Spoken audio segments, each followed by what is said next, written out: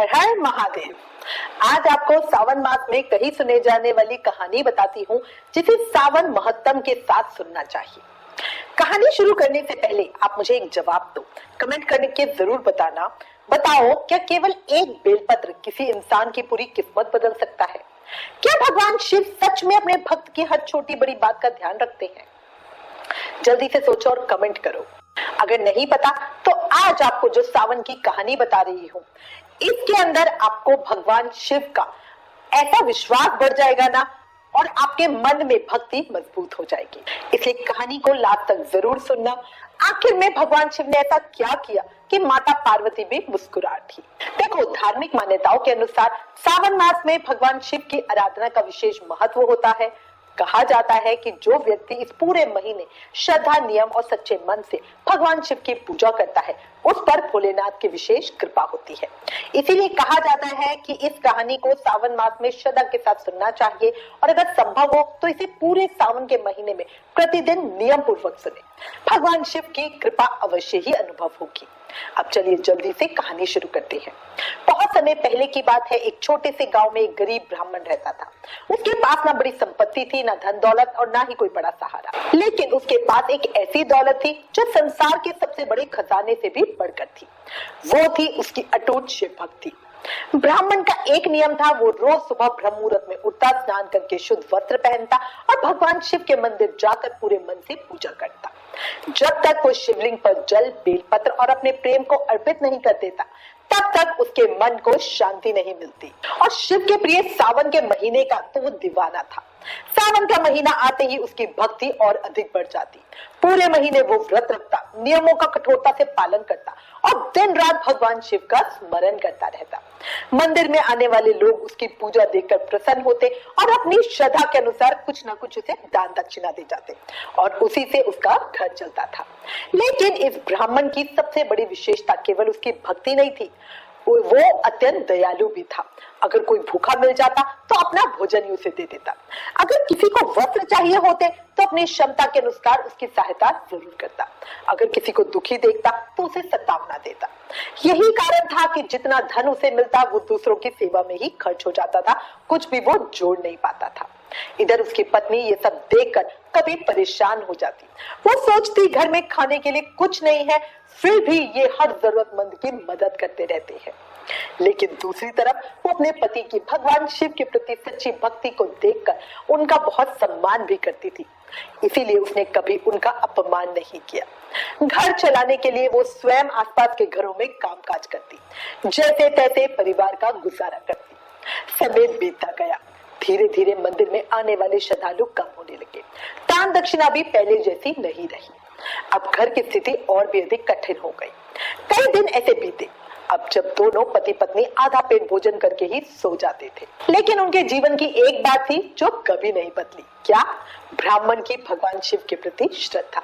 वो पहले की तरह ही हर दिन पूजा करता रहा। फिर आया सावन का महीना। ब्राह्मण ने कठोरता के साथ सावन के नियमों का पालन किया। सावन की शिवरात्रि आई, जिस दिन शिव भक्त बड़े उत्साह से भगवान शिव की आराधना करते हैं। उस दिन भी ब्राह्मण ब्रह्म मुहूर्त में उठा, लेकिन इस बार उसके चेहरे पर पहले जैसी खुशी नहीं थी। वो मन ही मन सोच रहा था, हे भोलेनाथ, मैं आपकी सेवा तो पूरे मन से करता हूँ, लेकिन अब घर की स्थिति बहुत अधिक कठिन हो गई है।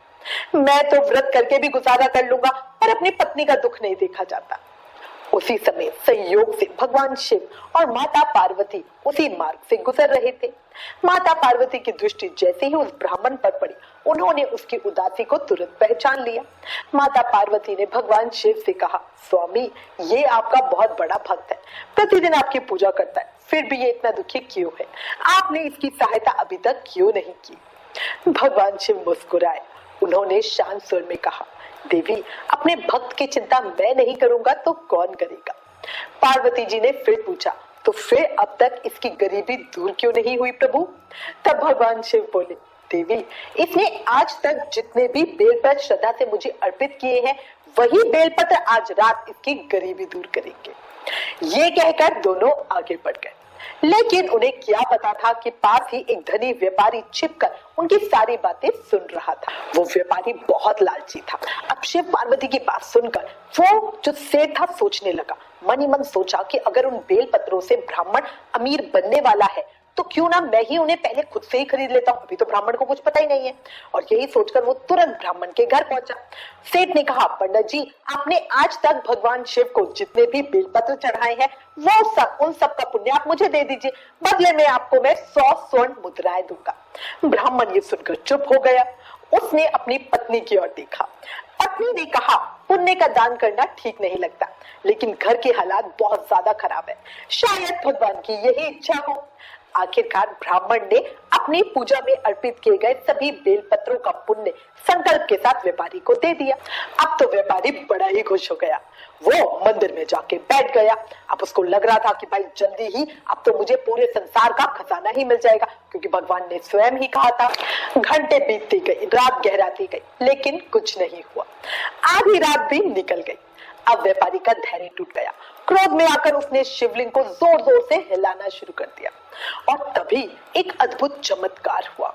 उसके दोनों हाथ शिवलिंग से चिपक गए। उसने बहुत कोशिश की, लेकिन हाथ अलग ही नहीं हुए। अब उसका घमंड पूरी तरह टूट चुका था। वो रोने लगा, गिड़गिड़ाने लगा, बार बार भगवान शिव से क्षमा मांगने लगा। तभी आकाशवाणी हुई। भगवान शिव बोले, लोभी व्यापारी, तूने श्रद्धा नहीं खरीदी, केवल बेलपत्र खरीदे हैं। जिस ब्राह्मण से तूने ये बेलपत्र लिए हैं, उसे 1000 स्वर्ण मुद्राएं देकर आ, तभी तुम मुक्त होगा। सुबह जब ब्राह्मण पूजा करने मंदिर पहुंचा तो उसने व्यापारी को रोते हुए देखा। व्यापारी ने सारी बात बताई। ब्राह्मण ने उसके बेटे को बुलाया। व्यापारी के बेटे ने तुरंत 1000 स्वर्ण मुद्राएं लाकर ब्राह्मण को दे दी। जैसे ही स्वर्ण मुद्राएं ब्राह्मण के हाथों में पहुंची, व्यापारी के हाथ तुरंत ही शिवलिंग से अलग हो गए। वो भगवान शिव से क्षमा मांगने लगा और वहां से चला गया। तभी माता पार्वती मुस्कुरा कर बोली, प्रभु, आपने तो कहा था कि आप अपने भक्त को धन देंगे, लेकिन आपने तो कुछ भी नहीं दिया। भगवान शिव मुस्कुराए और बोले, देवी, मेरे पास अपना कौन सा धन है। मैंने तो केवल परिस्थिति ऐसी बनाई कि मेरे भक्त की सच्ची श्रद्धा, उसके वर्षों की भक्ति और उसके द्वारा प्रेम से अर्पित किए गए बेलपत्रों ने ही उसे धनवान बना दिया। जो भक्त बिना किसी स्वार्थ के मेरी पूजा करता है, मैं उसकी सहायता किसी न किसी माध्यम से अवश्य ही कर देता हूँ। इस कहानी से हमें बहुत बड़ी सीख मिलती है। भगवान शिव को केवल बेलपत्र नहीं चाहिए, उन्हें चाहिए सच्ची श्रद्धा, आपका प्रेम, उन्हें चाहिए निष्काम भक्ति, उन्हें चाहिए प्रेम। यदि मन सच्चा हो तो एक साधारण सा बेलपत्र भी करोड़ों स्वर्ण मुद्राओं से अधिक मूल्यवान बन जाता है। इसीलिए सावन के महीने में पूरे विश्वास, नियम और श्रद्धा से भगवान शिव की आराधना करें। समय आने पर भोलेनाथ अपने भक्त का साथ कभी नहीं छोड़ते। हर हर महादेव।